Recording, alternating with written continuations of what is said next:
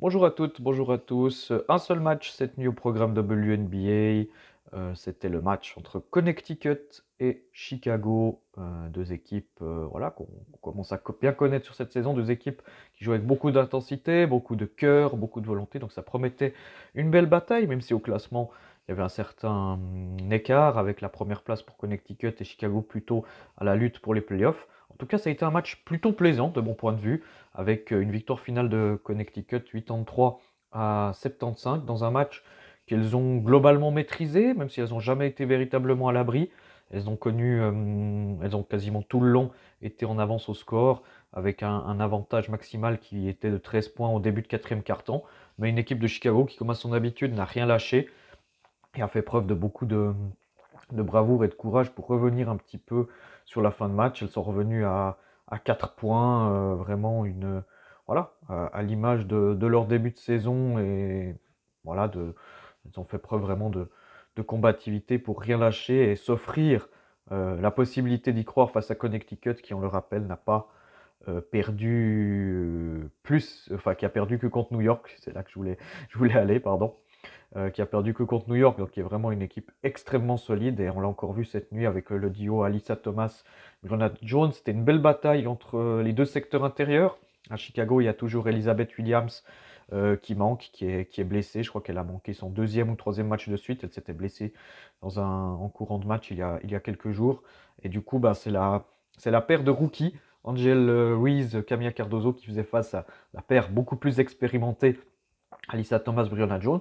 Les deux rookies sont assez bien défendus, notamment Angel Louise qui a fait le meilleur match de sa carrière, je pense, en tout cas offensivement, avec 20 points, 10 rebonds, à 8 sur 10 au tir et 4 sur 4 au lancer franc. On sait que l'efficacité n'était pas forcément son fort depuis le début de la saison. Je crois qu'elle tourne à 35% au tir, ce qui est quand même extrêmement faible quand on sait que c'est une joueuse qui prend la majorité de ses tirs sous le panier. Mais elle fait une saison rookie à part ça qui est très très solide.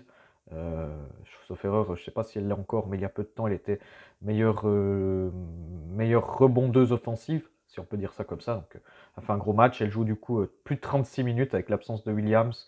Voilà, elle joue énormément. Euh, la rotation intérieure principale de Chicago, c'est Isabelle Harrison, qui donne d'ailleurs des très très bonnes minutes depuis plusieurs matchs. Là, elle finit encore à 9 points. Ce qui a permis, quand je regardais un peu les stats tout à l'heure, je me disais, mais en fait, Connecticut n'a pas vraiment fait de différence à un endroit X ou Y. Mais en fait, Connecticut a été régulière, elles ont été régulières tout du long. Et ils ont fait parler leur défense quand il fallait. Il y a une très bonne défense sur Marina Mabrey. Johnny Carrington a encore fait du très bon boulot à ce niveau-là. Euh, voilà, on a beau avoir une Dewana Bonheur qui finit que 4 sur 16, elle a quand même le meilleur plus-minus de son équipe. Donc c'est dire aussi l'importance qu'elle a eue sur cette rencontre-là.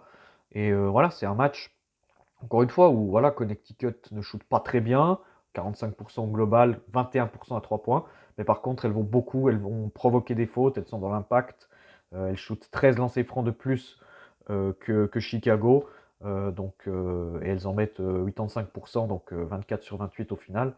Donc voilà, Connecticut qui est vraiment cette équipe-là, solide, sans non plus trop en faire. Et voilà, qu'il y a quand même une petite marge de manœuvre par rapport à une équipe comme Chicago, qui, même si je l'ai dit tout à l'heure, est une équipe très combative.